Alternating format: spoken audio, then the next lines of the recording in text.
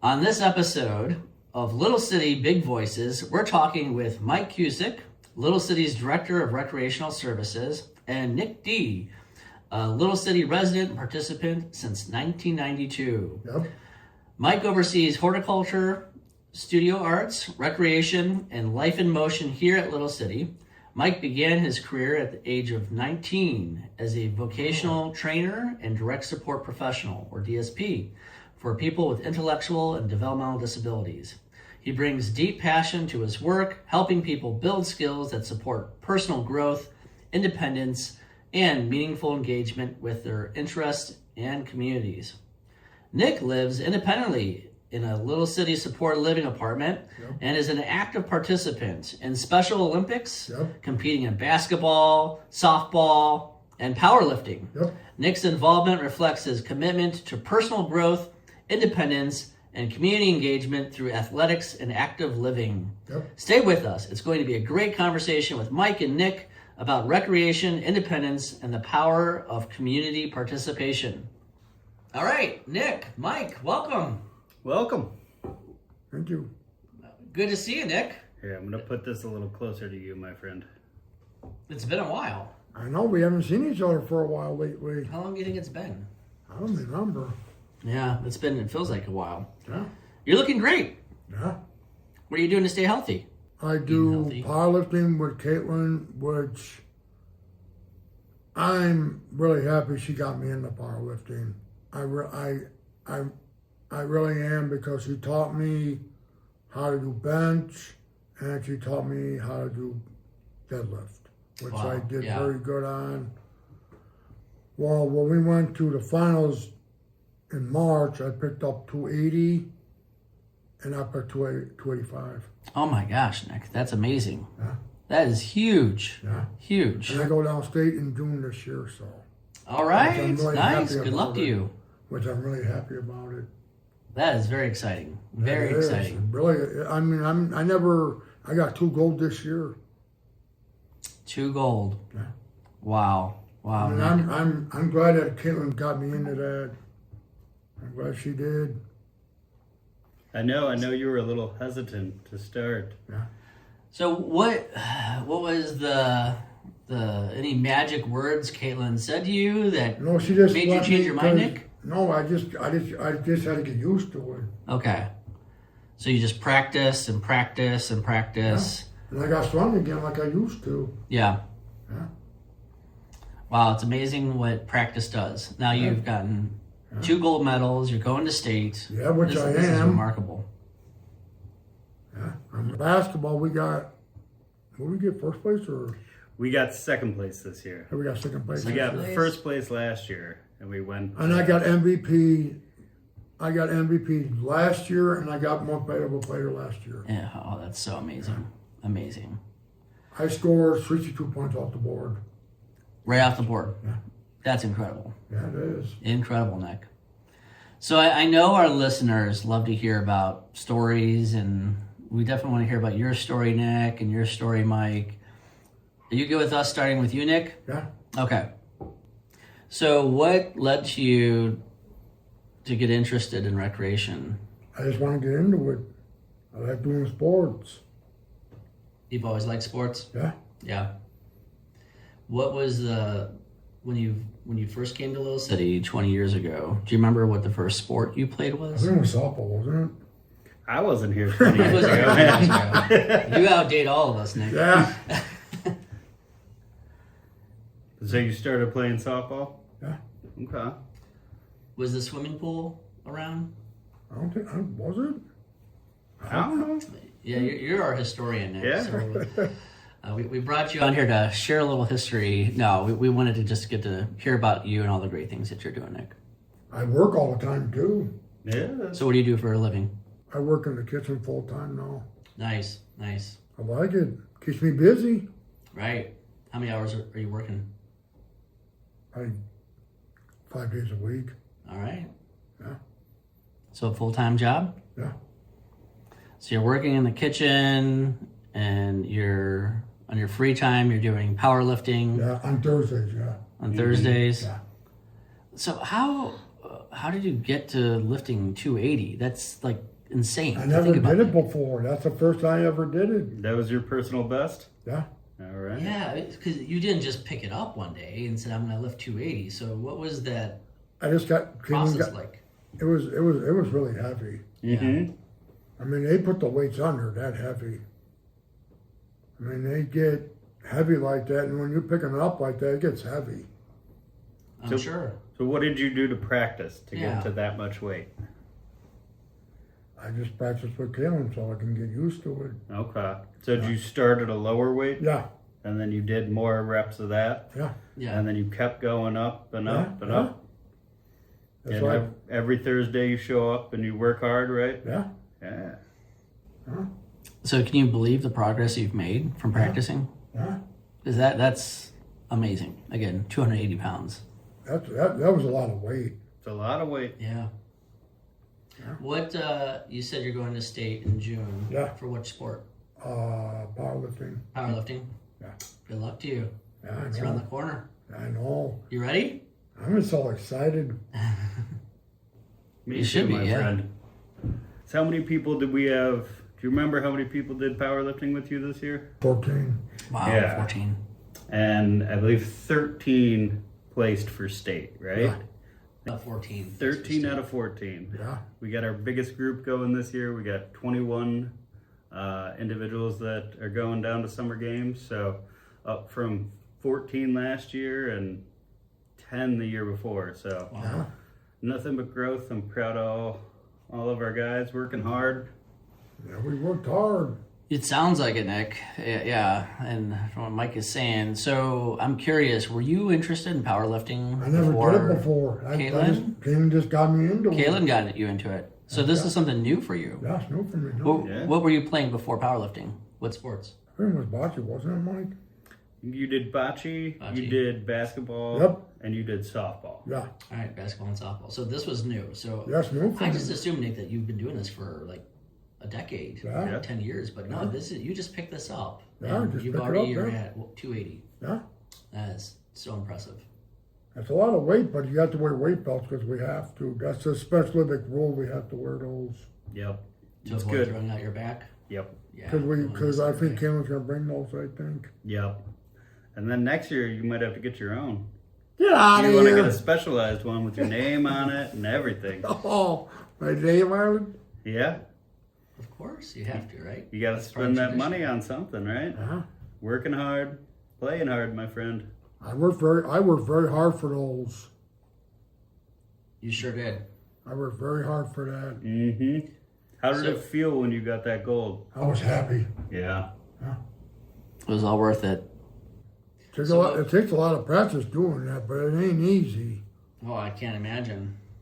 And the time and energy you put into practicing, it's not as if you just can walk up and No, yeah, lift we that have to kind we of have to weight. be behind You the had to curtain, don't we?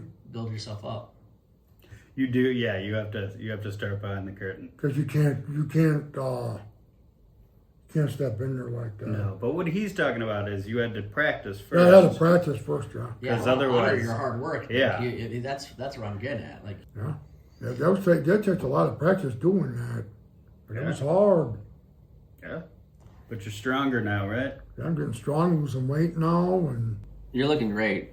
I am. I mean, I've known you for 14 years. Yeah, 14 years. 14 years for ago. me. Yeah, you're looking great, Nick. You are. I'm not just saying. Mike taught me how to play basketball better. He really did. If it wasn't for Mike playing basketball, I wouldn't have played. Well, you would have played. You would have played with somebody else, but Mike helped challenge you, though. It sounds I like. appreciate it. What did we work on in basketball? What was my big thing? Like doing drills and everything. Doing drills, and what's my big drill? Where do we go?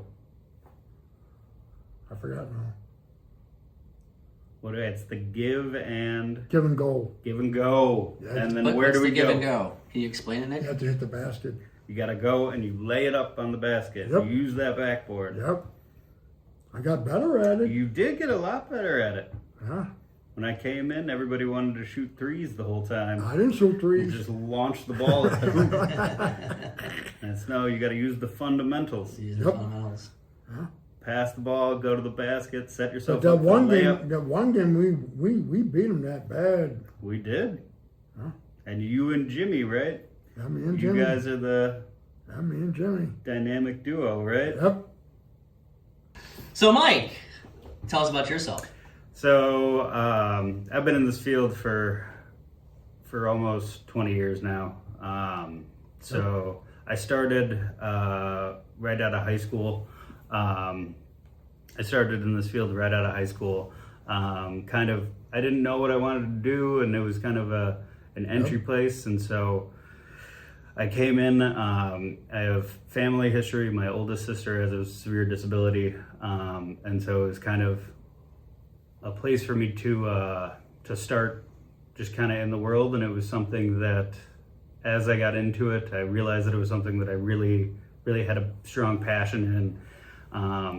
And I started working as a vocational trainer in a peace workshop. And it was kind of one of those things where we would run out of work all the time. And so my supervisor would be like, oh, well, go run programming. And so then the director of the day program saw me running programming one time, and she was like, why are you doing vocational peace work? Come over and work for me. And I was like, oh, sure, that sounds fun. Okay, I can do that. And so then I started running programming in the day program, and then the director of recreation saw me doing that and was like, why are you just being a DSP in this program? Come do rec therapy with me. And I came into it and I found something that I really, really loved, and it was something that you could have that experience and that growth and really, really challenge people to get to their fullest. And then it was, okay, well, I'll go back and I'll get my degree, and then kind of worked my way through school, and then graduated in 2017, and then came back into the IDD world, and worked at a couple of different places, and then I've been here for 3 years. And this is really, I know we've talked about it before, where this is a special place that kind of, we have the opportunities for individuals to try these different things, where it's something where it's, oh yeah, you want to come try powerlifting for one day, we can try it. And if you don't like it, then you don't have to keep doing it. We can try and do something else. We can work on we can go back to softball, we can go back to basketball, but we have those specialized programs. And kind of being able to do that is something that I'm really, really proud of. And yeah, means a lot. Well, and you should be proud, Mike. I mean, since your time with us, you've brought recreation to a whole new level. And even the intersection of your story, Nick, with Mike's, here's a situation where you've been with us you've been living at Little City for 20 years. Yep, I have. Nick, and never thought about powerlifting, never thought it not even a thought crossed your mind about it. Mike came in, brought in Caitlin as well. Yep. And now you are going to state. Yep. I mean, that's an incredible story.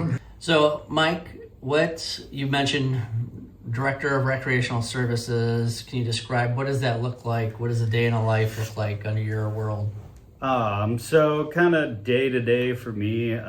So I oversee 7 different people. So all of the programs that I oversee are kind of specialized in their own little category.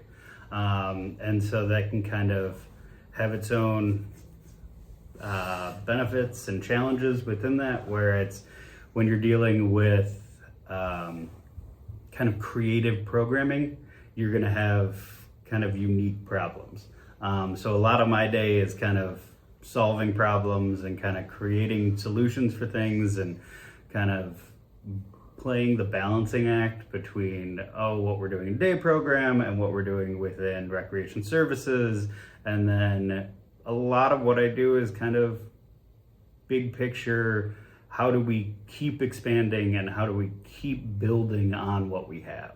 And it's kind of working with not only those in my team, but in corresponding teams. So whether that's Jenny Boland in EDS, or Tim Gavin in CDS, or with transportation, or with different groups, and how do we kind of create this large sphere of quality programming where it's not just, okay, you're going to come over here, you're going to do this for an hour, you're going to go back.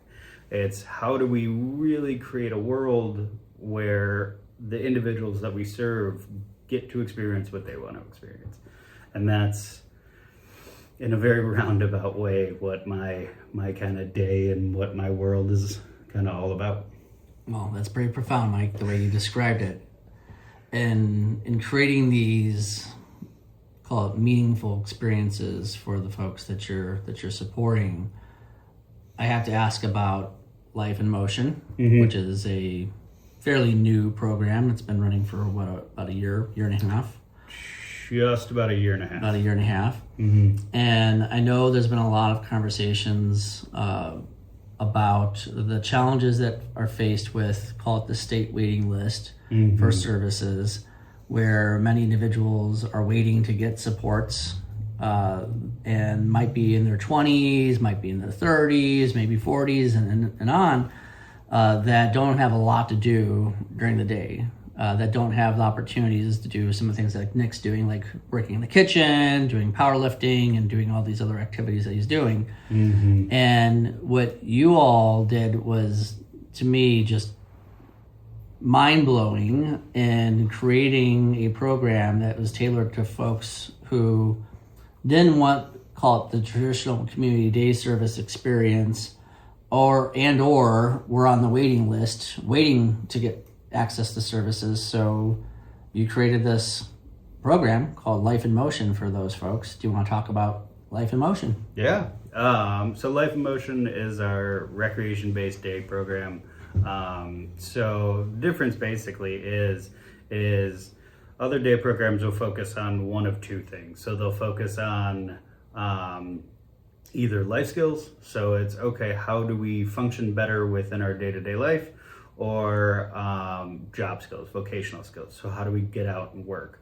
So what we're kind of seeing now is a lot of individuals are more focused on, how do I become the happiest that I can be? I'm not worried about my ADLs. I'm not worried about vocational skills. I just want, for the individuals themselves, they just want to be happy. And for the family members, they just want their loved one to enjoy their day. And so that's really the concept behind Life in Motion, as well as where we're doing it in a model where we're able to support individuals who might not have that community access by being at a 1-to-4 ratio, or who maybe not have funding yet and are able to come 1 or 2 days a week into our program, and we're able to support them through that while doing these community experience type of programs. Really, it's a lot of individuals who are in their 20s, 30s, 40s, where they didn't really find a place in those quote-unquote traditional day programs, where it's, okay, we're going to come in at a set time, we're going to do a set thing every day. And a lot of people like those programs, but this is for people who don't, which it's fine that they don't. It's the whole point of this program is choice. Is how can we build a program that's something that you want to do, where it's how can we, even if we have 4 people that want to do one thing, if we have another 4 people that want to do something else, that's completely fine. Then we split and we do different things and we do different experiences. And that's really the main goal of Life in Motion. Well said. So could you give some examples? Yeah. Like if I'm a family member and I'm looking for services for my loved one, what does a day look like for somebody in this program? So I could give two different examples. So a big one that we've had is where we have individuals that are coming from either a transition program or a therapeutic day school program. So there might be a lot of anxiety between the shift in traditional schooling programs to an adult day service program. So what we'll do is we will build out days where we have individuals come for an hour with school support, and they can come in, get a sense of what it's going to be, and then go back to something that they're comfortable with. And then we can kind of increase that slowly, and we can really build the program in the individual's mind where this is a safe place, this is a safe transition to go to, and then we can start working on those community skills. So a great example of a success that we've had in Life in Motion is an individual, Mike Cusick. He had a lot of issues over COVID and kind of regressed to where he didn't want to do any type of community interaction, kind of anything. His parents couldn't go to the store. He was very, very rigid in those things. And since he started at Life in Motion, he's been a complete 180. Where it's now he's asking his family to go out and do things as a family in the community. He loves to go to the arcade with his mom and sister and play games, and kind of it really shows that the work that we do not only helps individuals during the time that we're serving them, but it helps the family as a whole, where it's you get this part of your family back that you haven't been able to have for 5 years, 6 years, where it's to be able to do that and to be able to help families in that way is something that's, I think, coming from a family with a sibling with a disability, to be able to do those things, it's very, very personal to me and very, very important to me, where this is truly what this is for. It is not only to help the individuals, but to help the family as a whole. I don't know if you realize like how profound that was, Mike. It really was. I think you really described something that is powerful, and that you have a family situation where a mom is unable to take her son out safely in the community, even just doing basic things, whether it be going to the grocery store or running errands, to a place where now her son's able to do those things. And actually she can share those moments with her son, and now it's impacting not just the individual that your team's working with, but the family, the mom, and the whole family unit. What's interesting is with this program, it's not as if you have a staff that's following the parent around and doing all these things with the parent, but you've clearly created a process, a programming that's transferable. So the fact that the individual you're speaking about is able to now know, like, oh, when I go out, I have these new set of skills, and I can now hang out with my mom out in the community because I've done this before many times, and I've done it through a whole process. And I think that the challenge, what you described in your own personal life, is that many folks don't have the time to do this. They have jobs, they have to work, they have errands to run, they have bills to pay, laundry to do, and to spend all of your remaining time available, which is very, very little, to go through the motions and process that your team is doing to help someone get acclimated to being out in the community to transfer those skills to their family life. That's a lot. Mm-hmm. So it's what you all are doing are just incredible things, and I certainly appreciate your leadership, Mike, and what you've brought with your team as well. And what your team is doing is just game changing for, I think, so many families. Thank you. Thank you. So back to you, Nick. If you had advice to give to other folks who said, you know what, I can't do this. I can never do that. That's way out of my league. What would your advice be, Nick, to that person? It takes a lot of practice powerlifting like that. It takes a lot of practice when you get used to it. I got used to it for myself because Kevin got me into it, and I went to the finals, and I got 2 gold, and I'm very happy about it. So here you are, you defied all odds and saying, you know what, I'm going to keep it on my open mind. Caitlin says I could do it. I believe Caitlin, and I'm I going to did, go ahead and and I practice. did not give up. That's awesome, Nick. I think that's a good thing too. Is not you give up. recognizing that you had a part in it too. You did, Nick. Caitlin pushed you, and that's Kim that's pushed good. me hard, But you kept going. and I kept going, never stopped. Yeah, I'm going to have to agree with Mike. I never Yeah, stopped. Caitlin helped, but you did the work. Like, she didn't force your arm up, like lifting those weights. Like, you. But I you did were it. the one that was lifting. I never gave up on it. Yeah, that's awesome, Nick. I never gave up. I never gave up on basketball or softball. So, Nick, your takeaway is keep an open mind and never give up. Nope, Don't give up. that's right. Oh, that's such great advice, Nick. If Caitlin would not have pushed me, I never would have got gold this year, and I did. And I am so looking forward to hearing about how state goes. Yeah.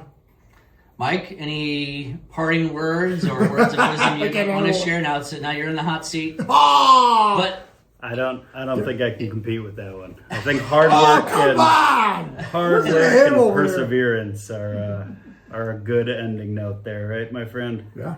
I think it's a good thing for all of us. You keep trying, you keep working. Mm-hmm. Don't let a failure stop you.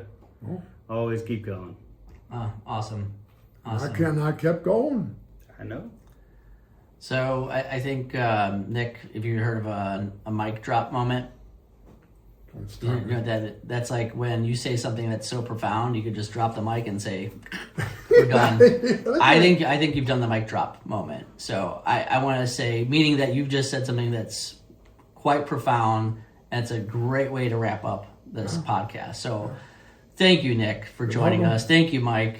And I appreciate all that you're doing. Mike, you're doing incredible things, and I'm just so excited to hear what comes next for the recreational services. Nick, best of luck to you at going to state. Yep. Keep inspiring others.